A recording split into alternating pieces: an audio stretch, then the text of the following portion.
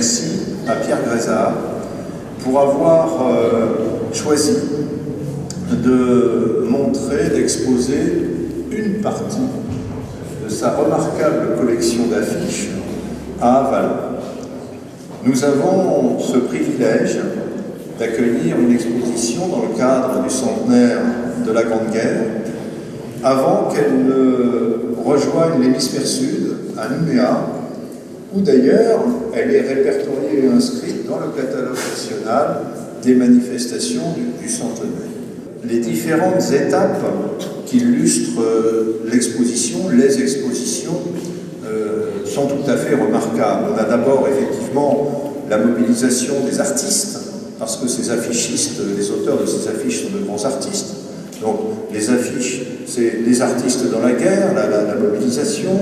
Ensuite on a ce qui évoque bien entendu la propagande, puis le combat, puis ensuite la victoire et la reconstruction. Donc tout ce phasage historique sont des conflits où s'engagent des professionnels, bien entendu sous le drapeau de la République, alors que la Grande Guerre a engagé toute la nation.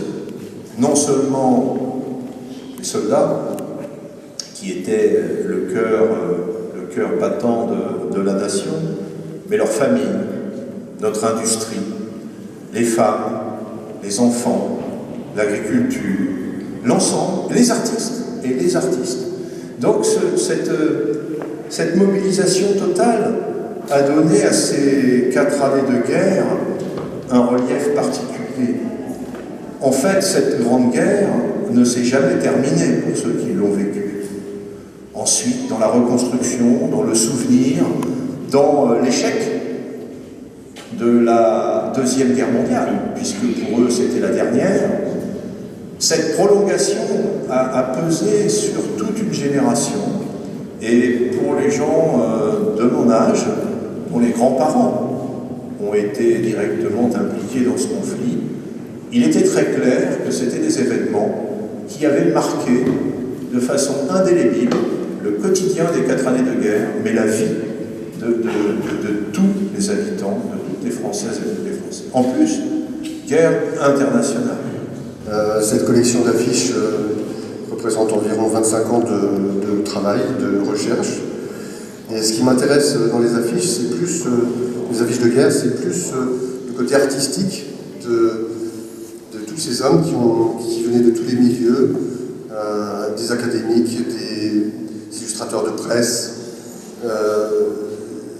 des autodidactes.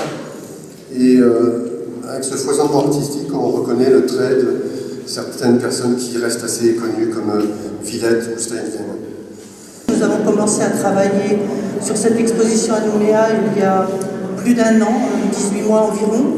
Il a fallu tout ce temps pour sélectionner les affiches, trouver un parti pris aussi. Et ce parti pris a été de aussi souvent que possible, mettre une toute petite touche d'Océanie, puisque nous sommes à Nouméa. L'exposition va aller ensuite en Australie, au Vanuatu, et il fallait que les gens de notre pays puissent s'y retrouver aussi. Cette année 2014 est une année assez particulière, et vous le savez, puisqu'on célèbre, on commémore plutôt le 100e anniversaire du début de cette guerre, et on a un cycle mémoriel de 4 années.